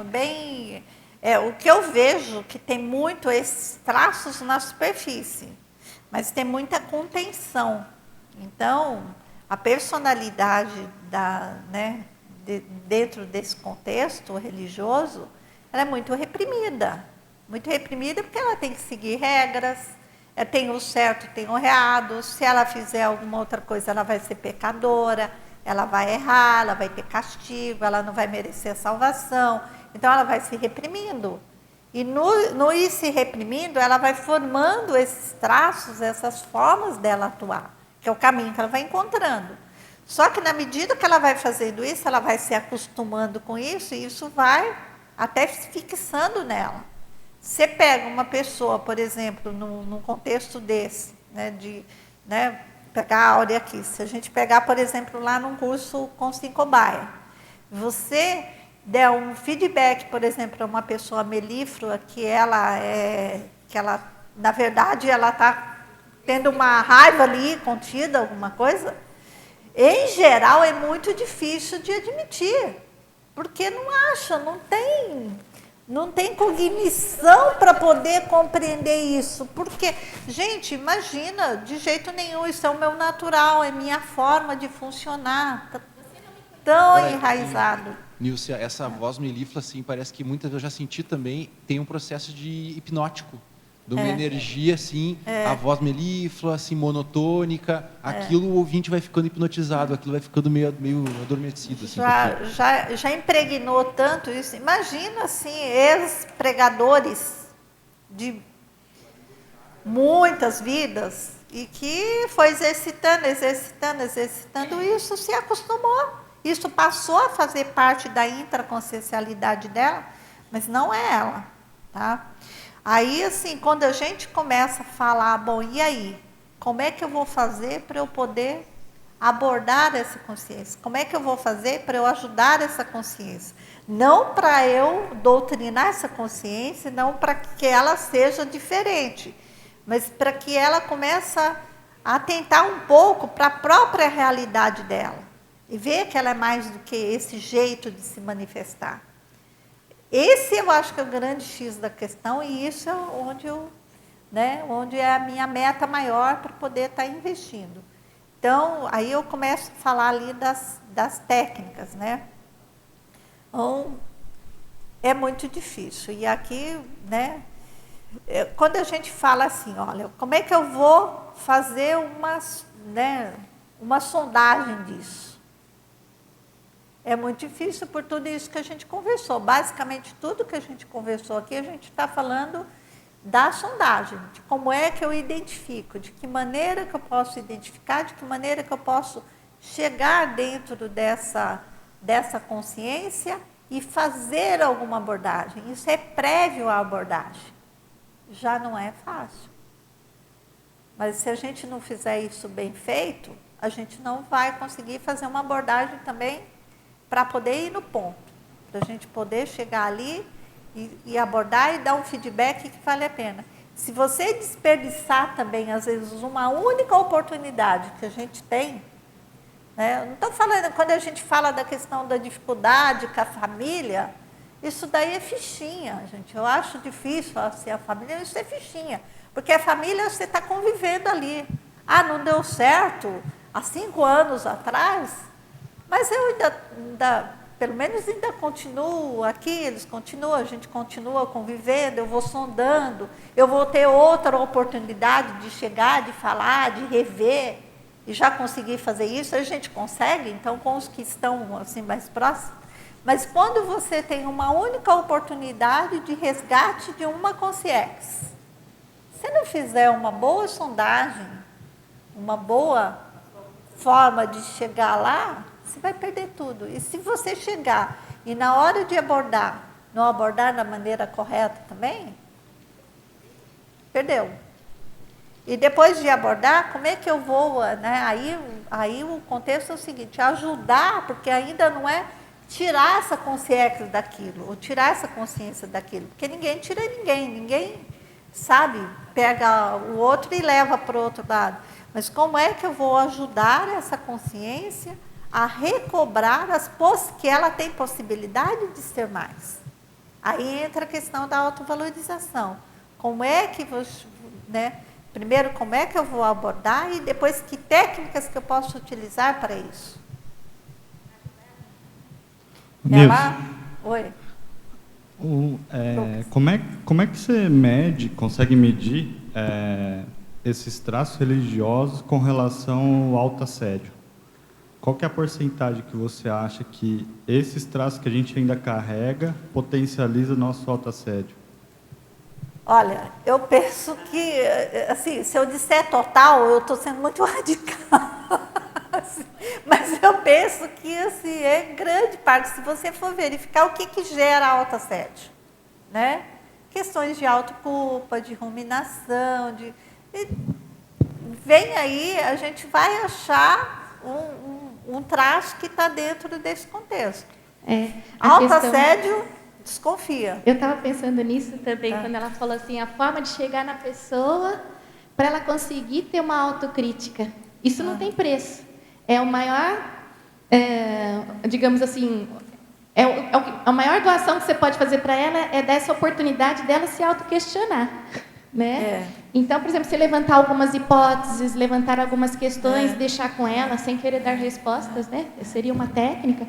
E uma coisa que eu estava pensando em relação a isso que você perguntou é a questão do modus pensênico né, o modus operandi de pensenizar na subjugação. Então, se você tem aquele modo de pensar religioso de subjugação ou de dominação, você reproduz na sua autopesquisa. Então, você, em primeiro lugar, está subjugado pelas suas autocrenças, pela sua forma de se comportar, o que ela falou assim, a pessoa não consegue nem questionar a forma dela falar. Então, ela está subjugada à própria manifestação. Então, você tem que rever aí a estrutura pensênica, né, em primeiro lugar, para você conseguir começar a desconstruir. Mas eu acho também que, assim, a partir do momento que a gente vai se posicionando e também vai conversando até com uma pessoa que é muito católica, você também vai observando em você os traços que você ainda carrega. Identifica com ela.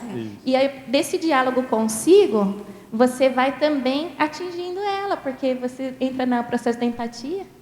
E aí você vai nesse diálogo, você dialoga consigo e coloca para ela. E ela consegue ir revendo também. Eu falo porque, assim, eu ainda... Às vezes você acha que você está tranquilo, que você está sanado, algumas coisas, mas na hora que você conversa com alguém que é extremamente religioso, você começa a ver que você ainda carrega alguma coisa. E o quanto disso que está impactando, às vezes, no seu autoassédio. E se você não dialoga consigo, você perde a autoridade moral para continuar o diálogo com aquela pessoa. Exato. Porque você fica sem recursos. Né? Então, com certeza. Por isso, assim, não tem como a gente também não olhar para a gente não vê, e a gente vai se descobrindo. E à medida que a gente descobre alguma coisa na gente, fica mais fácil da gente ver isso também no outro. Agora eu fico pensando, né? Eu não lembro, mas o momento que a pessoa tem o choque, né? Ela desperta que não é só uma existência, não é só um corpo, né? Existe um processo evolutivo de uma sequência de existências, e a pessoa religiosa monoteísta, ela não admite essas coisas, né? Em geral, é um corpo, uma existência, né? E praticamente um materialismo, digamos assim, para grosso modo. Então, dá aquela vertigem, né? Você pensar assim, puxa, mas eu achei que era uma existência e são infinitas, né? Você cria, uma mudança bem profunda, assim, é um choque, né, e tal, para a cabeça, né, da pessoa que está recebendo esclarecimento inicial e tudo. Agora, uma outra coisa que em relação à religião, que muitas vezes eu lembro que o professor Valdo falava, eu ouvi ele falar algumas vezes, e eu sempre achei interessante, é que, certa ocasião, ele perguntou para um amparador qual que era a base estrutural da baratrosfera, digamos assim, né? A base que faz a manutenção da baratrosfera, né? Eu acho que o amparador perguntou para ele, tipo assim, um diálogo e tal. E ele falou assim, será que é o belicismo, né? E parece que esse amparador falou assim, não, é a religião. Então, assim, eu sempre achei muito curiosa essa ideia, porque é o problema do dogma. E você falou no começo, né? Praticamente todos os perfis de com os réus, ela tem algum elemento religioso misturado ali no meio. Então, mas, na verdade, não é o dogmático, né? Como que o mental soma, ele se cristaliza, digamos, no dogma. Em cima disso. Então, aí você faz paralisa o tempo, aquela coisa, e fica a baratrosfera. Você sabe que, assim, quando eu estava estudando as conceios e vendo isso e procurando verificar o que tinha, e aí eu comecei a pensar nas técnicas, né? Técnicas para poder ajudar nisso, e nas técnicas que são utilizadas na Conscienciologia, né? Que é o carro-chefe, puxar pela autocriticidade, pelo desenvolvimento do mental soma. Não sei, mas, gente, mas então é isso. Então, eu estou falando de Conscienciologia. Então, quando o professor Valdo estava falando lá né, que ele era especialista na reurbanização, então, eu estou assim, chegando na mesma conclusão, então, é por aí. E pensando bem, faz sentido, porque isso vem lá da formação, vem carregando. Então, é difícil você pegar uma personalidade que ela não tem uma raiz, de alguma forma, que está calcada nessa questão, né? De estar bem sedimentado, bem segmentado. E aí é o público que a gente tem pela frente, né? Eu falo assim, é o meu público. Eu acho que eu começo assim, né? Começou a me chamar a atenção. Aí tem uma coisa que vocês estavam falando aí, que às vezes tem que passar por um choque mesmo de uma experiência, assim, que aquela experiência ela é provocada externamente, até com a ajuda né, externa de amparadores, e que a gente aí no futuro pode também estar fazendo isso, para poder dar um chacoalhão e acordar, ó, peraí, tem alguma coisa a mais. E a partir daí fazer ela começar a questionar. Isso eu acho que é alguma coisa que, de repente, foi o que comigo, acho que foi o que aconteceu. Eu fico pensando, eu dentro daquele padrão todo, o que mexeu comigo para eu poder, sabe, começar a recobrar um pouquinho. E mesmo que eu lá mais, né, mais no início... Oi? Sim, mas para chegar no curso intermissivo, o que deve ter acontecido? Sabe? Assim, nossa, como que fizeram para me abordar, para poder me tirar daquele contexto todo, assim, sabe? Imagina, deve ter dado uma, né, deve ter sido muito difícil para fazer isso. E depois... eu acho que assim, por isso que é importante ir eu acho que tinha alguma coisa ali que fez o link. Que é importante a gente ver os trafores, a base dos trafores, porque a gente vê muito o que é ruim, o que é mais problemático, o que está comprometendo, mas tem aquilo também que... Né?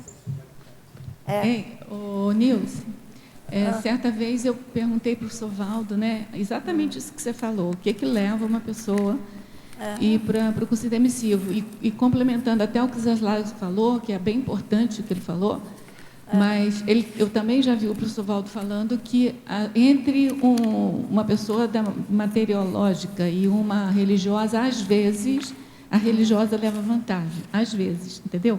Então, assim, entre consciência, a gente não pode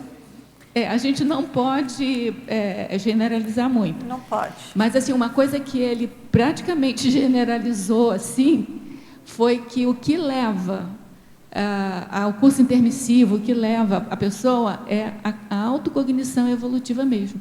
Então, assim, você teve várias vidas, eu tive várias vidas. A predominância pode ter sido até a religiosa, mas por algum motivo você tinha uma autocognição que permitia entender o curso intermissivo. Então, não importa se você era mais religiosa ou mais cientista, o que importava é assim, ó, eu não sei como é que eles fazem, eu quero descobrir um dia, né? Quando eu puder. Mas, assim, eles devem ter algum termômetro que mede, assim, o seu nível de cognição, de autocognição, em que pé está a ponto de conseguir entender, adquirir e seguir na questão mais evolutiva. Tem um link aí. Mas é a autocognição, é a maneira de... Então, não, quer dizer, não é que não importa, tanto o religioso quanto o cientista vai depender do caminho dele, do avanço dele, essa tal da autocognição, entendeu? E esse é o nosso desafio, né?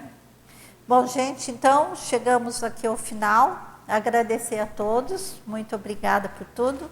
E vamos continuar, tá? Aceito contribuições para essa pesquisa. Bom, na próxima semana nós temos a tertúlia matinal com a professora Pilar Alegre, aqui no domingo, dia 11, falando de pilares do tenepsismo. Da tenepsiologia. Pilar, falando de pilares do tenepsismo. Tá bom? Tá bom, gente? Obrigada. Tá bom.